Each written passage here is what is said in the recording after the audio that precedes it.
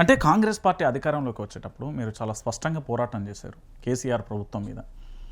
ఉద్యమకారులకు కేసీఆర్ అనే వ్యక్తి దూరం పెట్టిండు, అందువల్లనే మేము ఉద్యమకారులను దగ్గర తీసుకుంటాం, ఉద్యమకారులకు సరైన గౌరవం ఇస్తాం, వాళ్ళకు ఇవ్వాల్సినవన్నీ మేనిఫెస్టోలో చాలా రకాలుగా కూడా జాగిస్తా అని రకరకాలుగా కూడా హామీలు ఇచ్చిన పరిస్థితి కనబడుతుంది.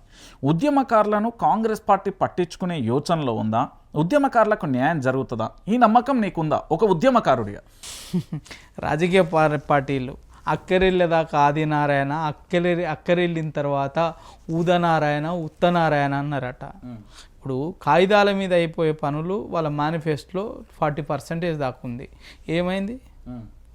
చెయ్యలేకనా, మంగలేకనా, ఇంకేదో మాట అనకూడదు, బాగుండదు.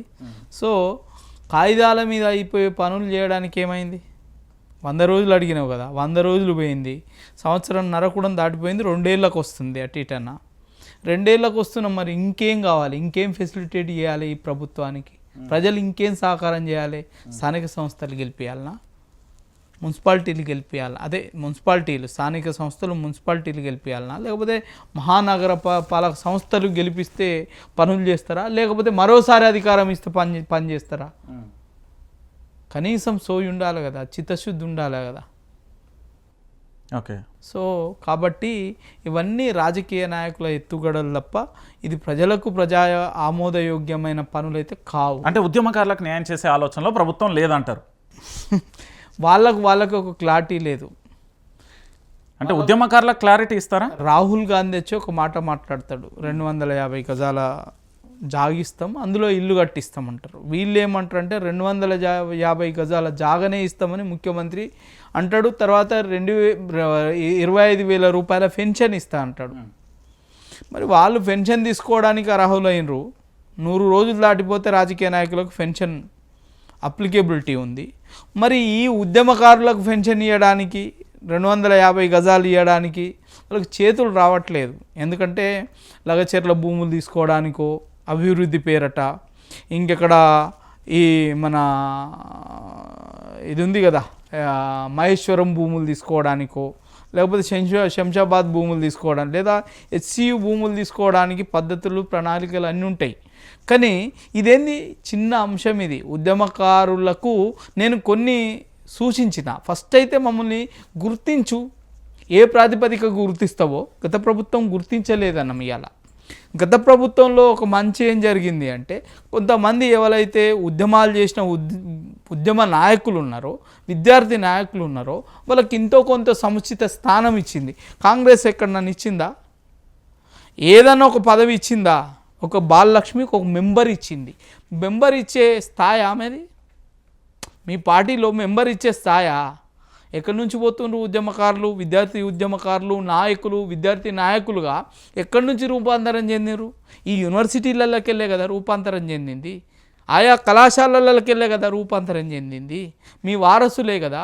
మరి వాళ్ళకి స్థాయికి తగ్గట్ట పోస్టులు ఏవి? ఇన్ని ఉన్నాయి కదా, 80 కార్పొరేషన్స్ ఉన్నాయి. 80 కార్పొరేషన్స్ 3 ఏళ్ల కాలానికో 2 ఏళ్ల కాలానికో ఇస్తే అవి 3 టర్ములు, అంటే నువ్వు అధికారం 5 ఏళ్ళు ఉంటే వాళ్ళు 3 టర్ములు మార్చచ్చు. ఎంతమందికి? 80 అంటే 83 అకామిడేట్ చేయొచ్చు.